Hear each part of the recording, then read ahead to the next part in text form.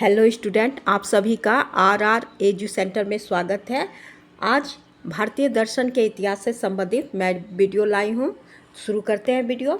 भारतीय दर्शन के इतिहास के विकास का वर्णन। दर्शन शब्द की उत्पत्ति दृश्य धातु से हुई है, जिसका शाब्दिक अर्थ देखना है। अर्थात दर्शन साक्षात ज्ञान की प्राप्ति का एक मार्ग होता है। तत्व दर्शन या दर्शन का अर्थ है तत्व का ज्ञान। मानव के दुखों की निवारण के लिए ही भारत में दर्शन का जन्म हुआ है। महर्षि मनु का कथन है कि सम्यक दर्शन प्राप्त होने पर कर्म मनुष्य को बंधन में नहीं बांध सकता है। दर्शन ग्रंथ को दर्शन शास्त्र भी कहा जाता है। भारतीय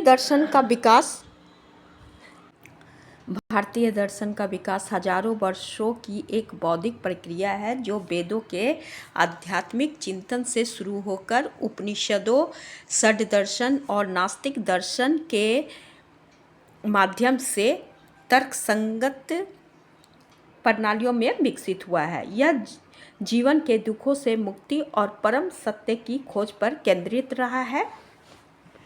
वैदिक काल में वेद से ही भारतीय दर्शन का आरंभ होता है, विशेषकर ऋग्वेद से। वेद भारतीय धर्म, दर्शन, संस्कृति, साहित्य आदि सभी का मूल स्रोत है। अधिकांश भारतीय दर्शन वेदों को अपना आदि स्रोत मानते हैं। ये आस्तिक दर्शन कहलाते हैं, लेकिन ध्यान का केंद्र ब्रह्मांड और देवता ही माने गए हैं। प्रसिद्ध षड दर्शन इन्हीं के अंतर्गत है। आधुनिक अर्थ में वेदों को हम दर्शन का ग्रंथ नहीं कह सकते हैं। ये प्राचीन भारतवासियों के संगीतमय काव्य संकलन है। इनमें उस समय के भारतीय जीवन के अनेक विषय का समावेश है, किंतु वेदों को इन तीनों गीतों में अनेक प्रकार के दार्शनिक विचार भी समाहित मिलते हैं। उपनिषद काल, यह दर्शन काल का स्वर्ण युग माना जाता है, जहाँ बाहरी कर्मकांड से हटकर आत्मा और ब्रह्म के आंतरिक रहस्य की खोज शुरू हुई थी। तत्वमसि जैसे महावाक्य इसी काल की देन है। सूत्र काल, इसमें दार्शनिक विचार के छोटे छोटे सूत्रों के रूप में संकलित किया गया है। प्राचीन साहित्य में 6 दर्शन, जिसे षड दर्शन कहा जाता है। षड दर्शन को आस्तिक दर्शन भी कहा गया है, जो वेद के सत्ता को मानते हैं, जिसमें चिंतन में तर्क और प्रमाण अधिक प्रसिद्ध और प्राचीन है। ये 6 दर्शन न्याय, वैशेषिक, सांख्य, योग, मीमांसा और वेदांत है।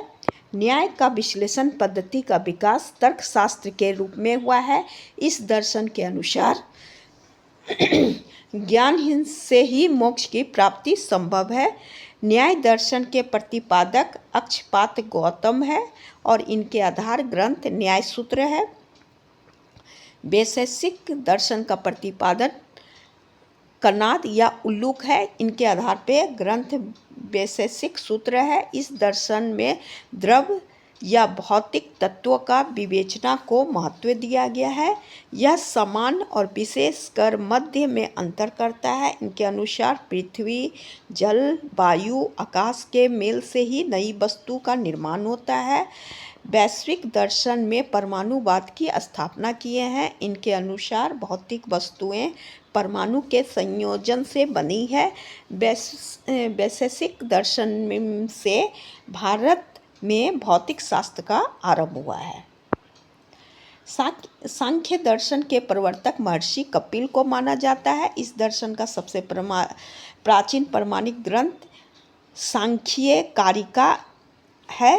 सांख्य शब्द की उत्पत्ति संख्या से हुई है। सांख्य दर्शन के अनुसार संसार की सृष्टि के लिए देव शक्ति का अस्तित्व को आवश्यक नहीं मानते हैं। इनका विचार के अनुसार जगत की उत्पत्ति ईश्वर से नहीं बल्कि प्रकृति से हुई है।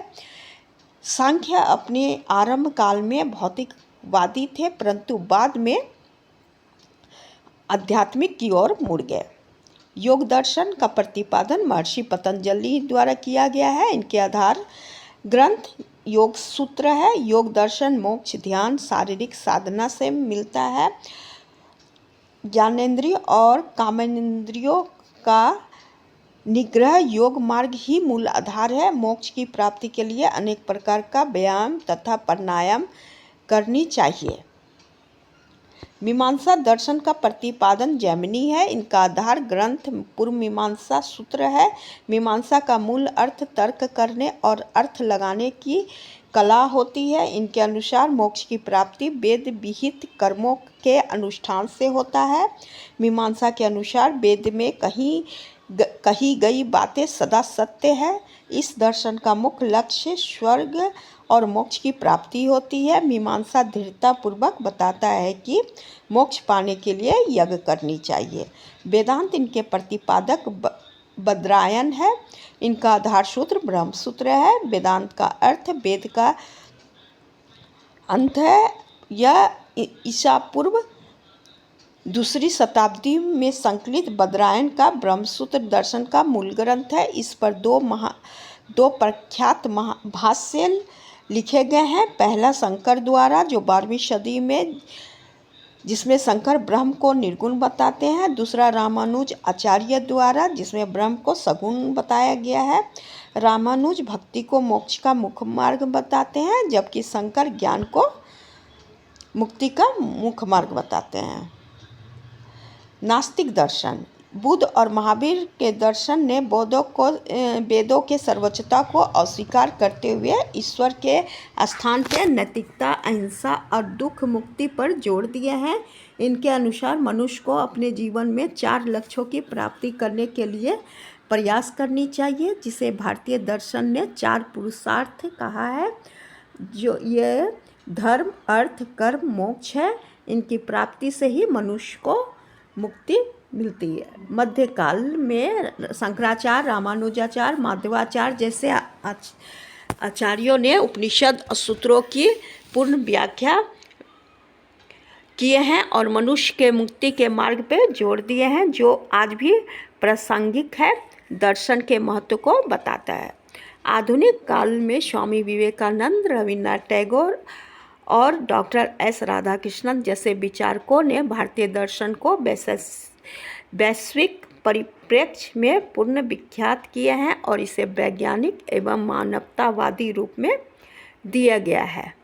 आज का वीडियो मेरा यहीं तक था। Thank you.